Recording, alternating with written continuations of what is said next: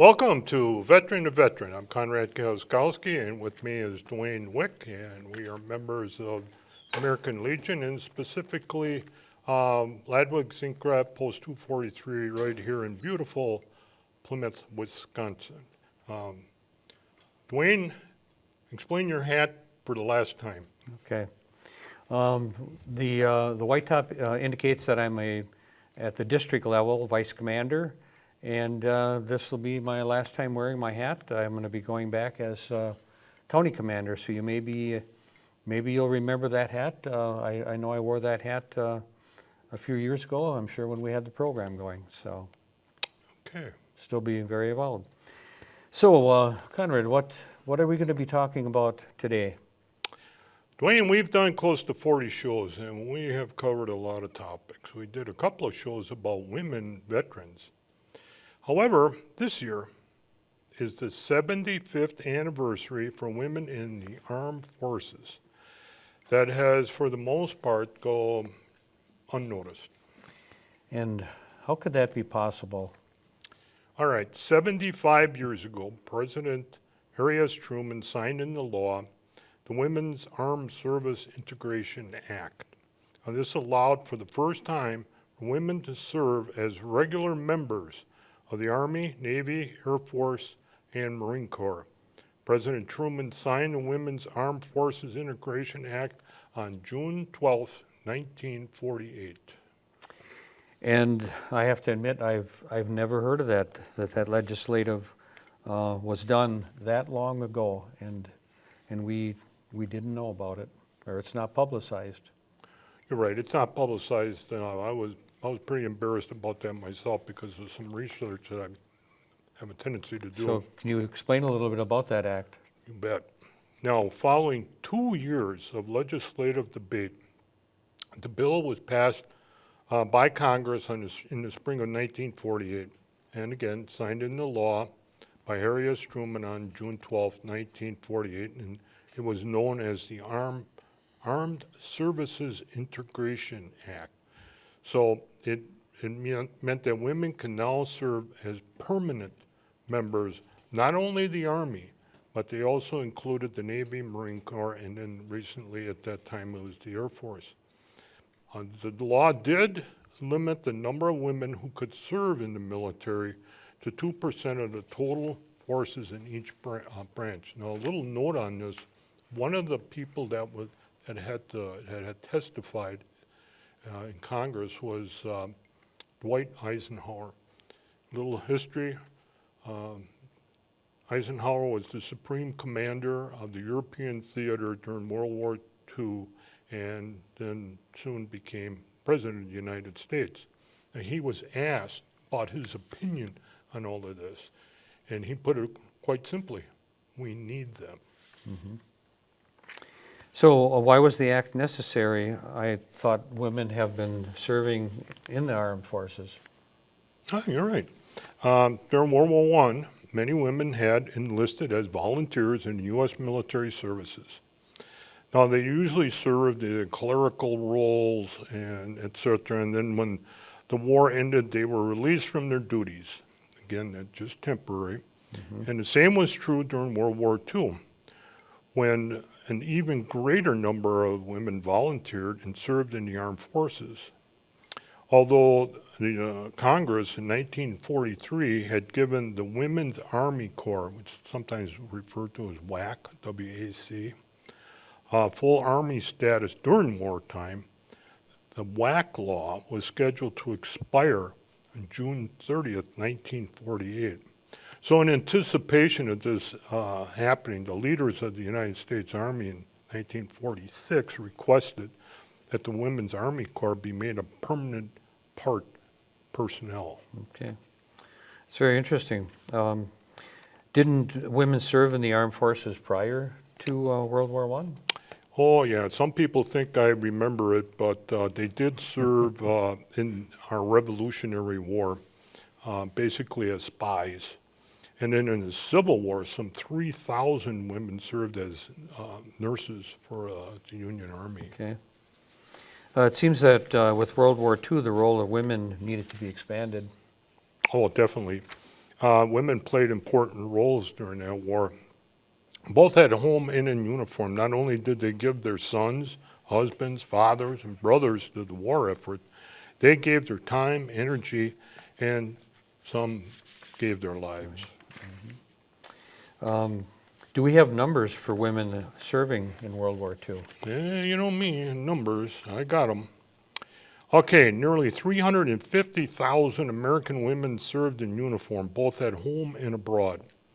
Women in uniform took office and clerical jobs in the armed forces in order to free up the men to fight. They also drove trucks, repaired airplanes, worked as laboratory technicians, rigged parachutes, served as radio operators, analyzed photographs, and flew military aircraft across the country. 350,000. That's quite some. What about the service on the front lines? Good question. Some women served near the front lines in the Army Nurse Corps. Unfortunately, 16 were killed as a result of direct enemy contact. 68 American servicewomen were captured as POWs in the Philippines, and more than 1,600 nurses were decorated for bravery under fire and meritorious service, and 565 of the women Army Corps in the Pacific Theater won combat decorations. And nurses, if you remember, that we just had recently as the landing in Normandy on June 6, 1944. Well, 4 days after that, on June 10th, nurses started arriving on the beaches. Okay, and I believe at the end of our post-meeting, when we remember Plymouth area soldiers killed in action, there was a woman. Yes, there is. We have a ceremony as we close our meetings of remembering those from Plymouth that were killed in action, and hopefully we're going to call up a picture, and the picture should be of Julia Barnes.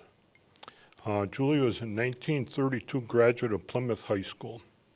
She did receive a degree in nursing and enlisted in the Army Air Corps, or the Army Corps of Nursing in 1942. In April of 1944, Lieutenant Barnes was transferred overseas to the 69th General Hospital in Assam, India. Unfortunately, Lieutenant Barnes died as a result of injuries she sustained in a transport plane crash March 4th, 1945, which was carrying seriously wounded soldiers from the Battle of Mandalay. After World War II, women continued to serve in wars that involved the United States. You want numbers? Oh, I got numbers. Okay. Yes. Now here are some of them. 120,000 women were on active duty during the Korean War. Now, the number actually in Korea itself varied, and I don't have those actual numbers.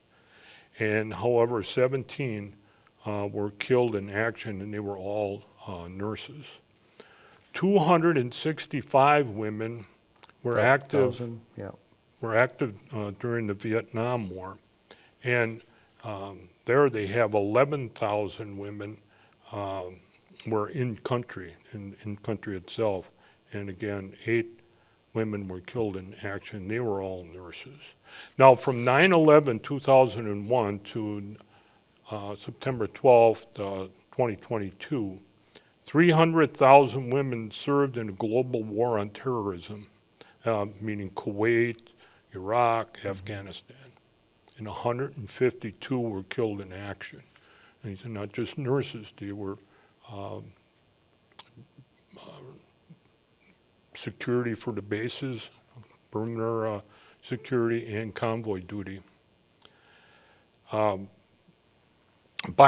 2019, more than 600 female sailors and Marines were serving in combat armed units previously restricted to men, while more than 650 women held combat roles, and over 1,000 had been assessed Army combat specialties. No, there's a woman from the Plymouth area that helped with the Army history. Yep, and she was at one time in this building. And a 1996 Plymouth High School grad, and a 2000 grad of the West Point Military Academy, and that would have been Lisa Poplinski-Jaster. Currently, Lisa Jaster is a United States Army Reserve Lieutenant Colonel and engineer officer, and she was the first female reserve soldier to graduate from the Army's Ranger School. She completed the Army Ranger School when you have 60% of the students fail within the first 4 days, okay? Tough school. What makes it significant, because there was actually 3 women, 2 of them were regular Army, and they really got a lot of publicity, and it was like, well, she was only in the reserves. Well, excuse me, still went through Army Ranger School. So she got the distinction of being the first female Army Reserve soldier to go through.